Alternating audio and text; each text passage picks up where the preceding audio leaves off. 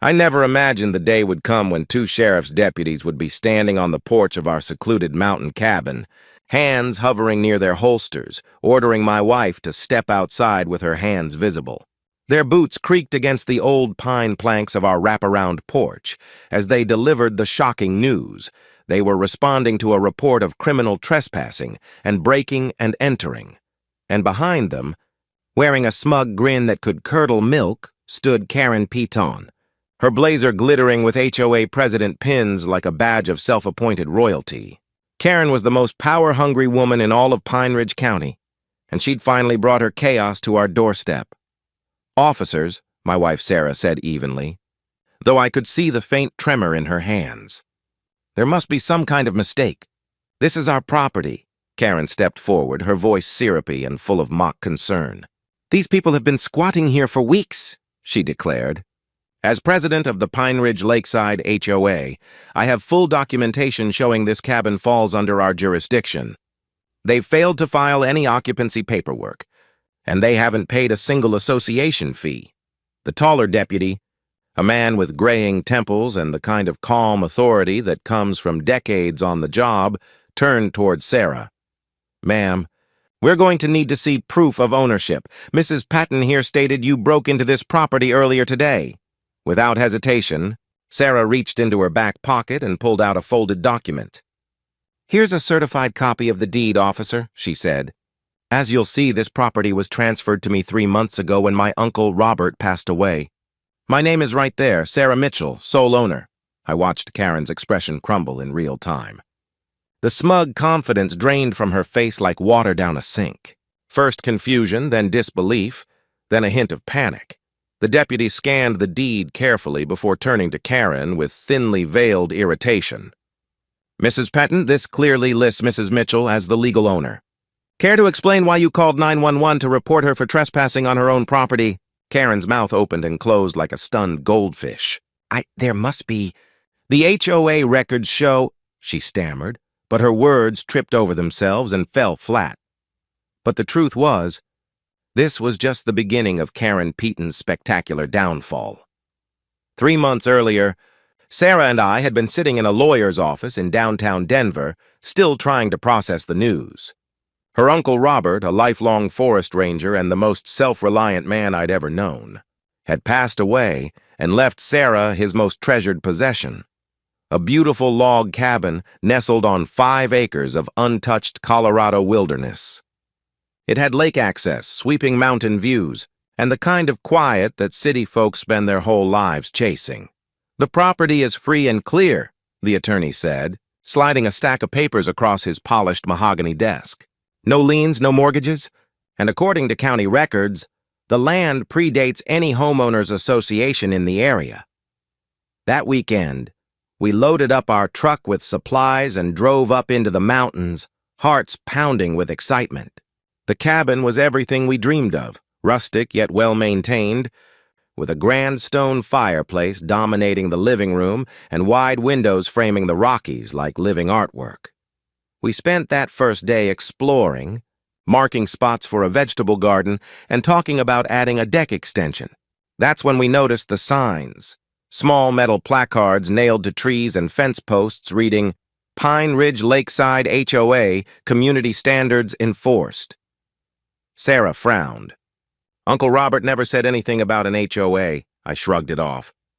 "Probably just for the new houses down the hill. This place has been in your family since the 60s. How wrong I was." Our first encounter with Karen Piton came exactly 1 week later. Sarah and I were hauling out old lumber from a collapsed shed when a white Lexus SUV purred up our gravel driveway, spotless despite the dirt roads. Out stepped a woman in her early 50s, her blonde hair lacquered into a helmet that could probably survive a hurricane. "Excuse me," she called out, her tone brisk and commanding. "I don't believe we've met. I'm Karen Piton, president of the Pine Ridge Lakeside HOA. I straightened and wiped my hands on my jeans. "Nice to meet you. I'm James Mitchell, and this is my wife, Sarah. We just inherited this place from her uncle."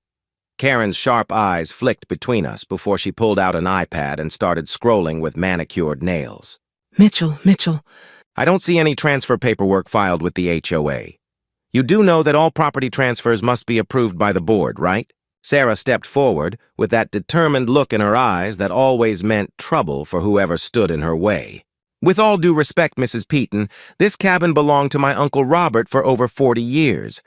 It's private property, Karen laughed, a sound halfway between a scoff and a screech. Oh, honey, that's what they all say. Every property within 5 miles of Pine Ridge Lake falls under our jurisdiction. And I already see several violations. That lumber pile's an eyesore and needs to go. Your grass is over the height limit, and is that a bird feeder? Those attract rodents, strictly prohibited. She tapped furiously on her iPad. I'll send you the new resident packet, but you'll need to attend next month's board meeting for occupancy approval. There's a $5,000 transfer fee, and your annual dues of $3,000 are already past due. Before we could even respond, she turned on her heel, climbed back into her Lexus, and sped off, leaving behind a trail of dust and disbelief. The next few weeks turned into a nightmare. Karen showed up constantly, clipboard in hand, documenting violations. Our firewood wasn't stacked to HOA specifications. The American flag on our porch was the wrong size. Even our old pickup truck was, in her words, bringing down property values. This is harassment. Sarah fumed one evening after Karen spent 20 minutes lecturing us about an unapproved mailbox. Uncle Robert never dealt with any of this nonsense. That night, I decided to dig deeper. With my laptop open and a pot of coffee brewing, I started tracing the HOA's history. And what I found was shocking. The Pine Ridge Lakeside HOA had only been formed 8 years ago to manage a cluster of luxury homes on the south shore of the lake. Our cabin, however, sat on the north shore, on land that had existed since the 1950s, zoned rural residential and never included in any planned community. Look at this, I told Sarah, showing her the county zoning maps. Our property isn't part of their HOA at all. Her eyes brightened. So she has no authority over us? None whatsoever. The next time Karen came around, we were ready. She marched up the driveway with a stack of papers and a face full of righteous fury. I've been more than patient, she announced. Here are your citations. $3,000 in fines for multiple violations. You're scheduled for a disciplinary hearing next Tuesday. I didn't take the papers. Mrs. Payton, we've looked into this. Our property isn't under your HOA's jurisdiction. Her face went beet red. That's where you're wrong. I've been president for 6 years. I know exactly where our boundaries are. Your uncle might have gotten away with ignoring the rules, but you won't. Sarah crossed her arms. Then show us the official HOA maps that include our property. Karen's lips tightened. Those are confidential documents. Only board members can view them. Then we'll request them from the county, I said calmly. In the meantime, please stop coming here uninvited. You're trespassing. Karen gave a bitter little laugh. Trespassing? I'm conducting official HOA business. But fine, have it your way. Don't come crying to me when the sheriff gets involved. She stomped back to her SUV, snapping photos of our property as she left, and I had a sinking feeling she meant every word. 3 weeks later, things came to a head.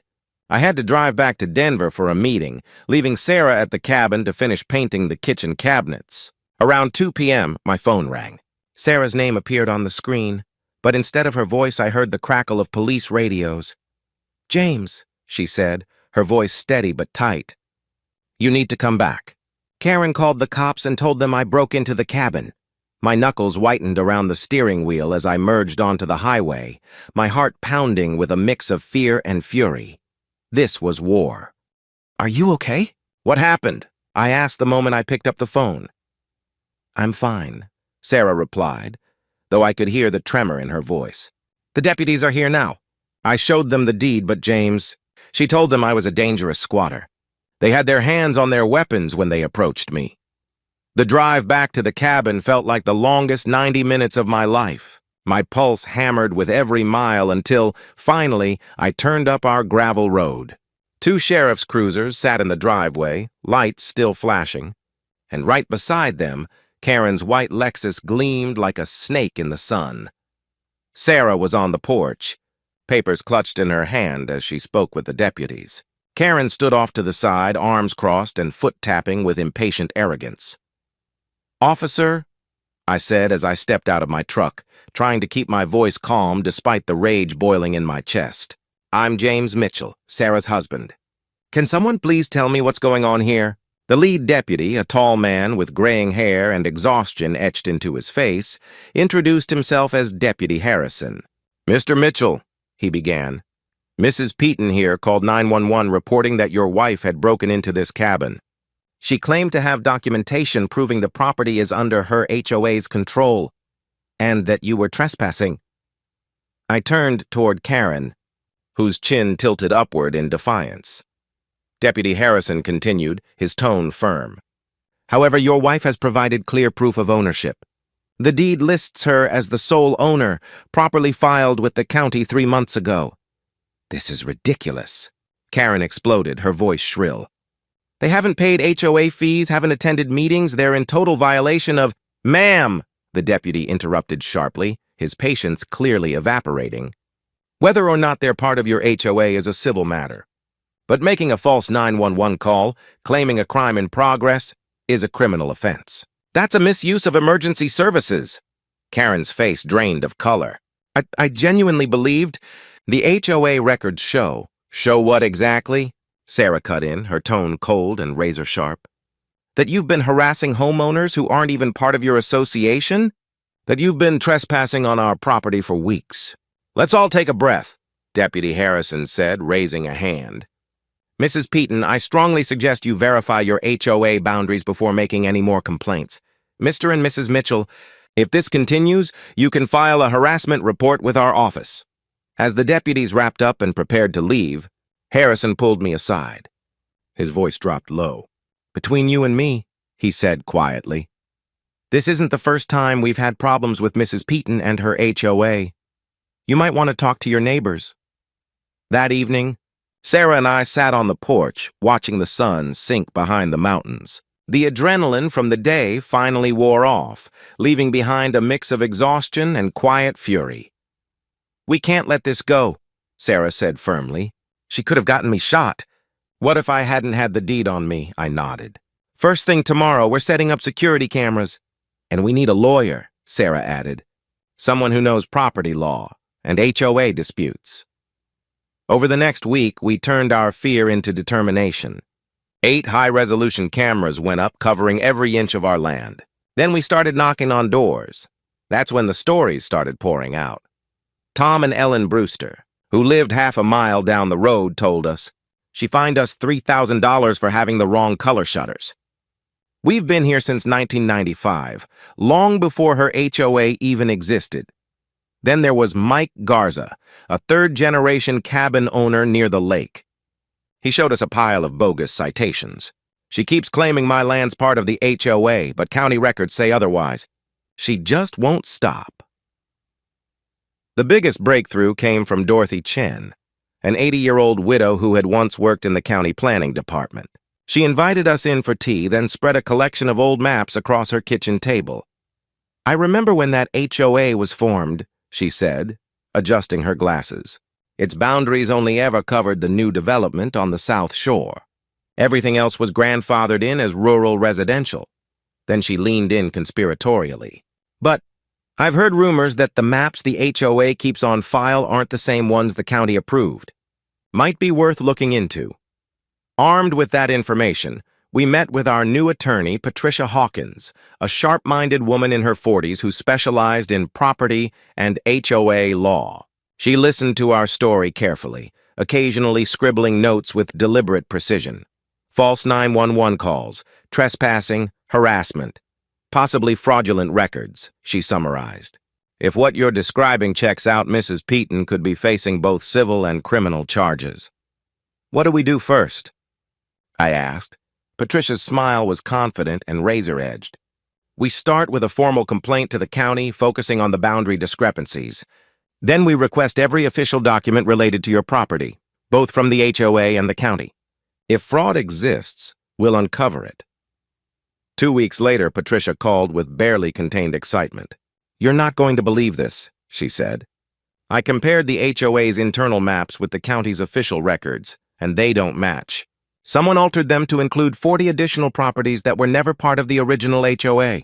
Someone being Karen? Sarah asked. Precisely, Patricia confirmed. The changes were made 2 years after she became president. She's been collecting illegal dues and issuing fines to people who don't even belong to her association. That's not just fraud, that's racketeering. We filed a formal complaint the next morning. What followed was a whirlwind. County investigators interviewed dozens of homeowners, reviewed years of financial records, and compared multiple versions of HOA maps. And as the investigation closed in, Karen's behavior turned frantic. She sent us threatening letters signed by the HOA's attorney, who, as we later discovered, was her brother-in-law. She called emergency board meetings just to rant about the Mitchell problem. She even tried convincing the local paper that dangerous outsiders were undermining community values, but none of it worked. Investigators found proof that Karen herself had altered digital boundary maps, expanding the HOA's reach illegally and pocketing more than $200,000 in unauthorized dues and fines. Over 6 years, the County Board of Supervisors called an emergency public hearing. The room was packed, dozens of furious homeowners clutching stacks of fake fines, bogus violation letters, and photos of citations Karen had posted on their doors. Karen sat at the defendant's table, her once perfect poise replaced by visible cracks. Her blazer was wrinkled, her hair limp, her confident smile gone. The board's chairwoman spoke bluntly. Mrs. Peaton, the evidence shows a clear and deliberate pattern of fraud and abuse of authority. Effective immediately, the Pine Ridge Lakeside HOA is ordered to cease all actions concerning properties outside its original boundaries. Furthermore, all fines and dues collected from these properties are to be refunded, with interest. Karen gaped, her voice rising. You can't do this. I've spent years protecting property values. These people don't understand how hard it is to run a community. The chairwoman's tone turned icy. You extorted money from dozens of families under false pretenses. You're lucky if fraud is the only charge you face. The crowd erupted in applause as deputies approached and escorted Karen out. But the story didn't end there. 2 weeks later, the charges became official. 37 counts of fraud, 1 count of racketeering, and multiple counts of falsifying public documents. Sarah and I were sitting on our porch one quiet evening when our neighbor, Tom, texted, "Turn on Channel 9. You're going to want to see this." The news anchor stood outside the courthouse, her hair whipping in the mountain wind. In a stunning development, she reported, former HOA President Karen Peaton has been found guilty on all charges. She's been sentenced to 5 years in prison and ordered to pay $450,000 in restitution to affected homeowners. The camera cut to Karen being led away in handcuffs. Her perfect image shattered, makeup streaked, expression vacant with disbelief. "I'm innocent," she shouted to the reporters. "Without me, property values will collapse. The community will fall apart." But no one listened. Her reign was over, undone not by rebellion or scandal, but by the simple act of ordinary people saying enough. As the segment ended, the last shot showed Karen stumbling on the courthouse steps, one high heel snapping as the deputies guided her toward the waiting police car. Justice, it turned out, looked good under the Colorado sun.